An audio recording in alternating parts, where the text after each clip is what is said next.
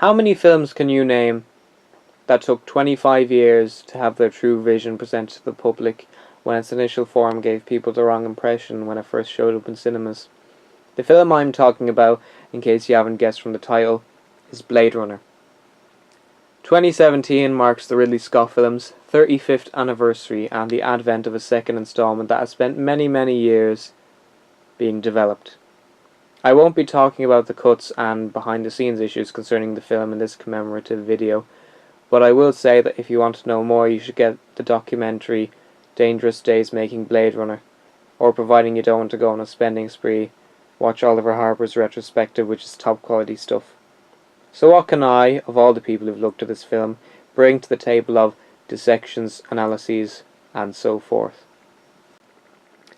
Well, I'm a massive fan of sci-fi. My favourite television show ever falls into the genre, and I've watched my fair share of it. So I would have had an idea of the reputation Blade Runner has among geek culture. People tell you it's this masterpiece of cinema, an immersive experience and profound think piece that never got the acclaim it deserved down to studio interference that birthed an inappropriate happy ending and the lead reading unenthusiastically some uninspired narration, like scribbling crayon over an original Vermeer. I didn't watch the theatrical cut first.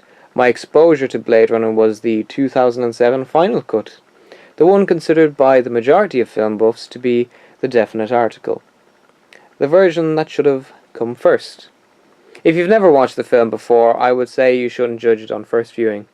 You might find it a great spectacle like Ben-Hur or the Ten Commandments, but you might be swayed much by the length, the characterization, or the monotone voice of Deckard. That is until you watch it a second, third, fourth, maybe fifth time, and you lose yourself in what Ridley, the screenwriters, the cinematographers, and the production crew worked their arses off to make a reality, and just how profound it can be.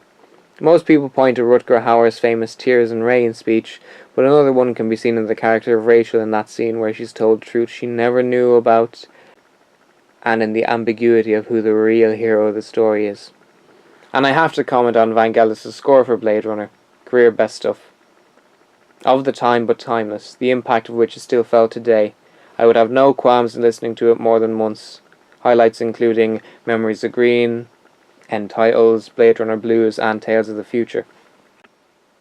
I find it very hard to fault this film with its impressive cast and memorable performances from everyone, but I admit that this is not a flawless work of art.